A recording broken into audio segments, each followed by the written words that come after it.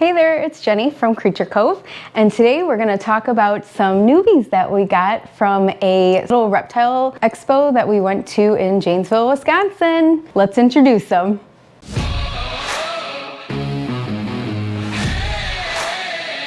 All right, so first up we have Coral. This one was chosen by our son Jake, who said that he just loved her color and the way she looked in her spots. I think he likes the Dalmatians. So she is said to be a super Dalmatian with red spots and ink spots on her. She is a female, obviously. She was hatched in September of 2022, so she's still quite little. Here at Creature Cove, ideally what we do is breed large geckos to large geckos. So our males, we have a colony of very large males and even large females, and our goal eventually, like generations down the line, is to breed like super crested geckos to where they're just bigger. I'm hoping eventually, once we breed, big to big, and they have babies and then breed their babies, not the same line, but to a different line of babies. We're hoping that we could possibly get geckos like 80, 90 plus grams.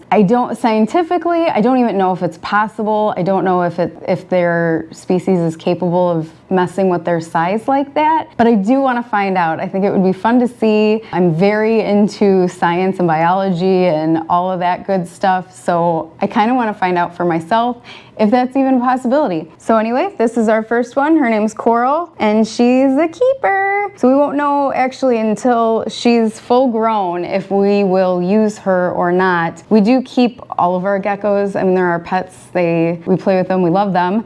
So we never really get rid of them, but we won't know for her if we would use her for breeding until she's full grown, and we'll check her size and her structure, make sure she has a great head structure, and we'll see if she works out. If not, she'll just be our family pet. All right, let's move on to the next one. Next up we have Poppyseed.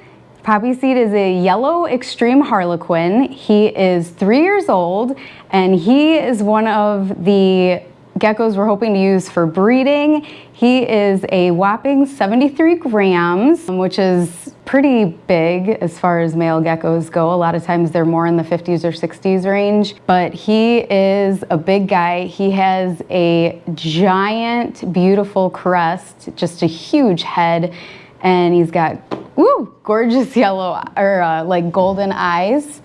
Come here, buddy. Ooh, he's still kind of getting used to, hold on, okay.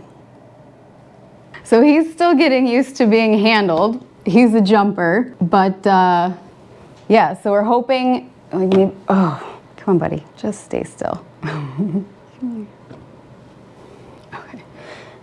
So you can see on my hand how big he is, but he is a gorgeous yellowish color. So he has that beautiful large crest and that gorgeous color and his little stripings on the sides. And when he's fired up, he'll get a bright, bright yellowish color. And then his spots on the side will stay kind of like a cream, and he's got some orangey flecks in there. So he's a keeper for us as far as breeding goes, and hopefully breeding goes well with him, and we'll see what kind of babies we get.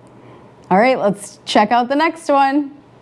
All right, next up, we have our smallest new addition. This is Fig. Fig is a male who was born, or hatched, I should say, in late October of 2022. So he's just an itty bitty baby. I'm kind of thinking he's a quad stripe or partial quad.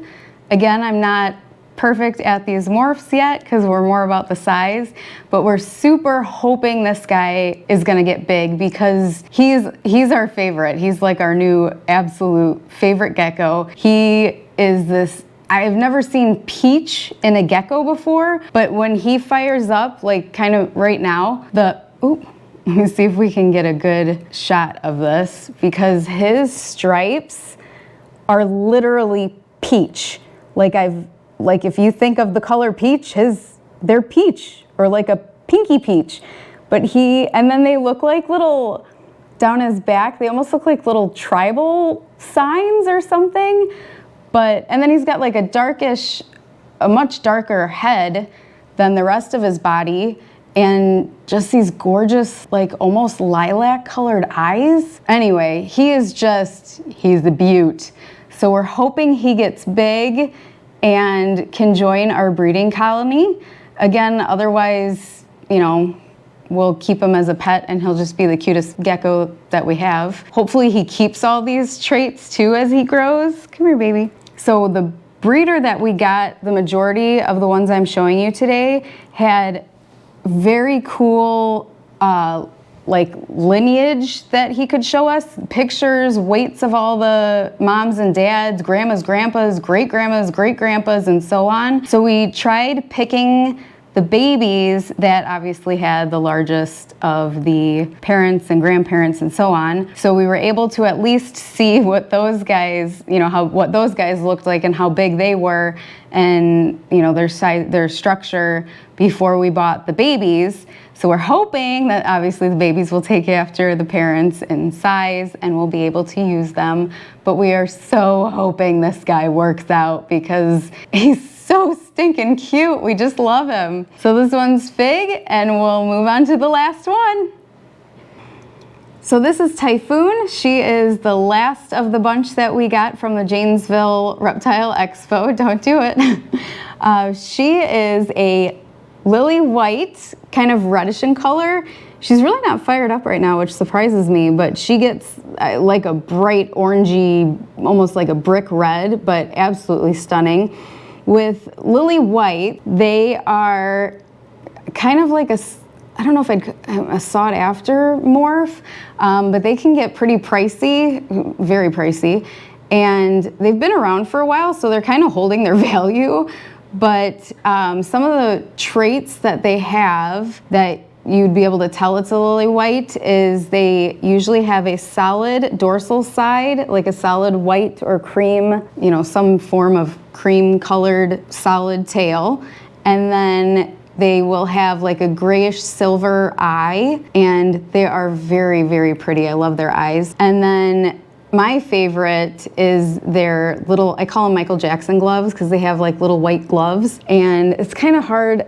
I don't know if we'll be able to see it on camera, but sometimes it's all 4 feet that have them. Sometimes it's just a couple of their feet, but they should have some sort of white creamish glove on their little feet, but they're very, very cute, and I think they look like Michael Jackson. So this is Typhoon. She was hatched in late August. She's the oldest of the babies that we got. Anyway, so yeah, we figured we would try out a Lilly White. We love them. They're kind of like the cool morph. So I was like, I want to be cool too. Can I get one? So we got one. Hopefully she'll grow up to meet our standards of breeding.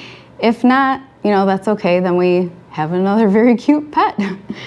And I don't know, I just think it would be super cool to have giant geckos and, you know, like puppy-sized gecko, not quite puppy-sized, but something you can hold and they're robust. And I just think that would be really, really neat. Have the same easy care and housing and stuff like that and just be big. So yeah, that's what we're going for. Also really fast, I just want to let you guys know, or kind of show you, we do quarantine even our geckos that we get in, the new ones, so they are not in our reptile room. We have them in our living room, and we'll keep them quarantined for about a month to make sure they don't come up with any weird stuff that we don't want to share with our other ones. We keep them, keep them in these houses. They're little houses for until they get a little bigger.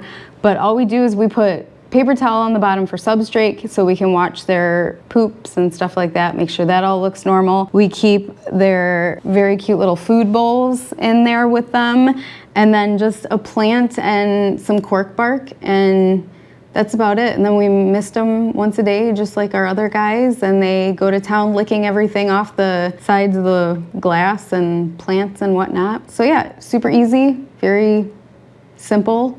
Very cute. I love the babies, of course. And yeah, so I think that's it for this video. I just wanted to introduce to our newbies, and we'll see you guys next time. Bye.